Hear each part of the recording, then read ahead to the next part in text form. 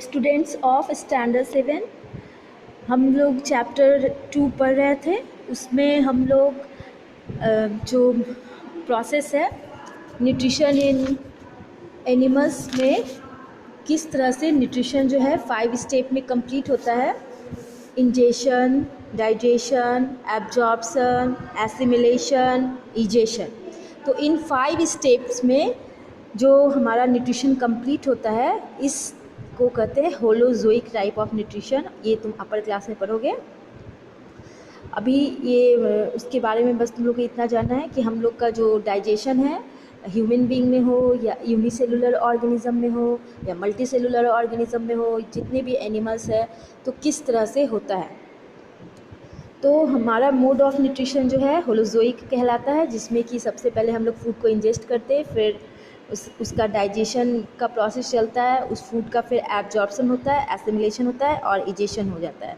यानी जो waste material है वो फिर एनस के थ्रू बाहर आ जाता है, एलिमिनेट हो जाता है। तो ये हम लोग पिछले क्लास में पढ़ चुके हैं। अब हमें स्टार्ट करना था कि यूनिसेलुलर ऑर्गेनिज्म लाइक अमीबा में कैसे जो है न्यूट्रिशन कंप्लीट होता है। तुम्हें ये जानकर हैरानी होगी कि जैसे हम लोग ह्यूमन बीइंग में 5 स्टेप में यानी होलोजोइक न्यूट्रिशन के थ्रू हम लोग न्यूट्रिशन करते हैं, उसी तरह अमीबा के अंदर भी ये जो अमीबा है उसका यूनिसेलुलर होते हुए भी यानी कि उसका एक सिंगल सेल है जो क्या करेगा, फूड इंजेस्ट भी करेगा, डाइजेस्ट भी करेगा, एब्जॉर्ब भी करेगा, एसिमिलेट भी करेगा और इजेस्ट भी करेगा। तो एक सिंगल सेल के थ्रू वो किस तरह से अपना न्यूट्रिशन लेता है, इसी को हमें पढ़ना है। तो अमीबा जो है, amoeba is a unicellular microscopic organism. Amoeba जो है वो दिखाई भी नहीं देता है नेकेड आई से। ये एक माइक्रोस्कोपिक ऑर्गेनिज्म कहलाता है क्योंकि इसे माइक्रोस्कोप के अंडर में ही हम लोग देख सकते हैं। That lives in pond water, जो कहाँ रहता है, ज़्यादातर पोंड वाटर में ठहरे हुए पानी के, जहाँ जहाँ ठहरा हुआ पानी होता है वहाँ वहाँ पे रहता है। It has a cell membrane, a nucleus and many tiny bubbles like structure called vacuoles। यानी अमीबा जो होता है, अमीबा जैसे कि तुम डायग्राम में देख सकते हो कि इसका एक फूड वैक्यूल्स है जो कि पहले देखो बहुत स्मॉल सा है, वो ना के बराबर है, लेकिन जैसे ही फूड उसके पास आता है तो उसका फूड वैक्यूल्स बड़ा हो जाता है। तो अमीबा जो है वो उसका बहुत सारा टीनी बबल्स लाइक स्ट्रक्चर होता है जिसको वैक्यूल्स बोलते हैं, और उसका सेल मेम्ब्रेन होता है, सेल के अंदर उसका सेल मेम्ब्रेन होता है, झिल्ली होता है, और उसके अलावा न्यूक्लियस होता है। जितना भी सेल है चाहे वो यूनिसेलुलर हो या मल्टी सेलुलर, उस सब के पास एक सेल होता ही, एक न्यूक्लियस होता ही है उसके सेल का, हर सेल का अपना एक न्यूक्लियस होता है। तो जैसा ये देख सकते हो डायग्राम मैंने बनाया है, इसमें यहाँ पे देखो ये अमीबा जो का ये वैक्यूल है और एक न्यूक्लियस है, और यहाँ पर जब फूड पार्टिकल्स आता है तो इसका ये स्यूडोपोडिया, ये फॉल्स लेग कहलाता है। ये पहले ये एक फिक्स्ड कोई इसका स्ट्रक्चर नहीं होता है। अमीबा जो यूनिसेलुलर ऑर्गेनिज्म होता है उसका कोई फिक्स्ड स्ट्रक्चर नहीं होता है। उसमें इस तरह से बस जैसे समझो कि तुम चिपचिपे गम को अगर ज़मीन पे गिरा देते हो तो कैसा डायग्राम बन जाएगा, बस उसी टाइप का अमीबा होता है। तो ये इसका फिंगर लाइक प्रोजेक्शन तब आता है जैसे फूड पार्टिकल्स जो है इसके पास आता है, तो ये अपने फूड को इनगल्फ करने के लिए यानी खाने के लिए अंदर लेने के लिए ये इस तरह से इसका ये फिंगर लाइक प्रोजेक्शन बढ़ता जाता है, और इस तरह से अपने स्यूडोपोडिया, इसे कहते हैं स्यूडोपोडिया, यानी इसका फॉल्स लेग, इसी के थ्रू ये इस तरह से घिसता हुआ आगे बढ़ता है, अपने फूड को इनगल्फ कर लेता है, और इस तरह से जब फूड इसके अंदर चला जाता है, इसका ये जो वैक्यूल था, यहाँ पर जो तुम वैक्यूल देख रहे हो जो कि बहुत स्मॉल सा था ना के बराबर, वो बढ़ता जाता है, वो वैक्यूल्स उस समय दिखाई देने लगता है अच्छे से, और उसमें ये जो इसका फूड वैक्यूल के अंदर इसका फूड फिर चला जाता है, और यहीं पे इसका सारा इजेशन एब्जॉर्प्शन ये सारा प्रोसेस होता हुआ फिर जब फूड उसका डाइजेस्ट हो जाता है, जब फूड डाइजेस्ट हो जाता है लास्टली, तब उसी समय जो वेस्ट मटेरियल है वो उसी के थ्रू फिर इजेस्ट भी हो जाता है उसी टाइम में। तो इस तरह से 5 स्टेप में अमीबा का भी जो न्यूट्रिशन जो है होलोजोइक ही है, और 5 स्टेप में उसका कंप्लीट होता है।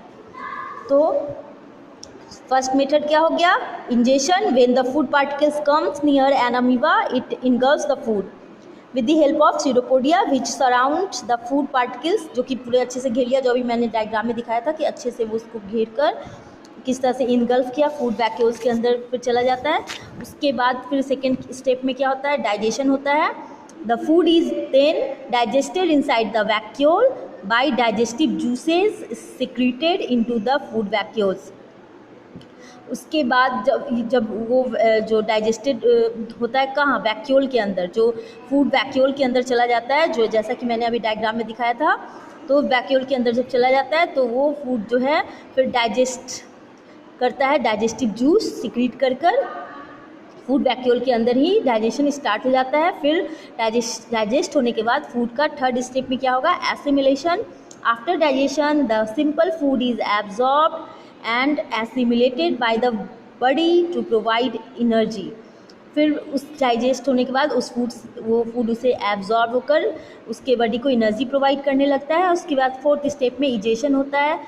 Undigested food remains in the food vacuoles for some time and is thrown out any point on the cell membrane, यानी उसका सेल मेम्ब्रेन जो है उसके किसी पॉइंट से भी वो निकल सकता है। वो जो जब डाइजेस्ट भी हो गया, एब्जॉर्ब भी हो गया, तो जो वेस्ट मटेरियल है वो कुछ देर तक रहता है, उसके बाद उसके फूड वैक्यूल के अंदर से बाहर निकलता हुआ सेल के मेम्ब्रेन के थ्रू किसी भी पॉइंट से वो बाहर निकल जाता है। तो इस तरह से 5 स्टेप में जो है उसका भी, अमीबा का भी ऐसे यहाँ पे 4 स्टेप दिया हुआ है, लेकिन उसमें भी इजेशन का प्रोसेस इसमें एसिमिलेशन जो था, तो एब्जॉर्प्शन और एसिमिलेशन एक साथ हो रहा है।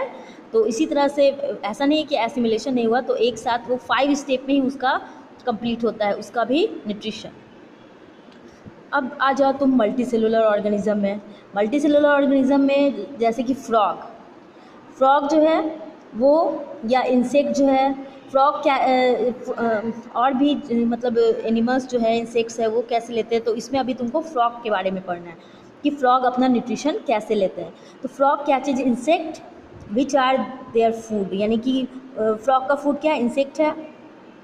A frog has a long sticky tongue, तुम देखती होगे, टीवी पे देखे होगे, ऐसे रियल में भी देखोगे। बारिश के मौसम में तो बहुत फ्रॉग पॉन्ड वगैरह के आसपास आए हुए रहते, तालाब या फिर खेत वगैरह में भी, जहाँ पे अगर कहीं पे ज़मीन है, पानी भरा हुआ है, उस जगह पे भी आ जाते हैं। तो which is attach to the front of the mouth, उसके माउथ के फ्रंट पार्ट से अटैच होता है उसका टंग, और वो जो है उसका टंग बहुत लंबा स्टिकी होता है, वो अपने लंबे जो टंग है उससे स्टिक कर लेते हैं अपने फूड को, यानी उसका इंसेक्ट जो उसका फूड है। When a flying insect comes near the frog it immediately thrown its long tongue out capture the insect. जैसे इंसेक्ट उसके आसपास मंडराता है तो अपने लॉन्ग टंग को जो है वो कैप्चर करने के लिए, स्टिकी टंग को, उसे बाहर निकालता है और उसे खींच लेता है अपने माउथ के अंदर, और उसके बाद उसको रोल करता हुआ अपना माउथ के अंदर वो उस टंग को बाहर अंदर ले जाता है। और अब जो है इस तरह से इंसेक्ट को कैप्चर करने के बाद वो फ्रॉग धीरे धीरे उस इंसेक्ट को स्वॉलो करता है, उसके लिक्विड माउथ में उसकी वाटरी सब्सटेंस आता है जिसके थ्रू वो उसको स्वॉलो कर लेता है।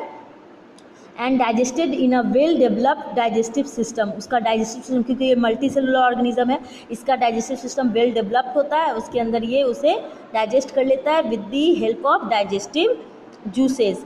तो डाइजेशन के समय बहुत सारे ऐसे इंजाइम्स निकलते हैं, ऐसे केमिकल्स निकलते हैं जिन्हें इंजाइम बोलते हैं, वो हेल्प करते हैं उसे डाइजेस्ट करने में। अब को डिटेल से पढ़ना है न्यूट्रिशन इन ह्यूमन बीइंग, यानी हमारे अंदर कैसे न्यूट्रिशन होता है, हमारा जो पार्टिसिपेट करता है और किस तरह हम लोग फूड के थ्रू न्यूट्रिशन लेते हैं।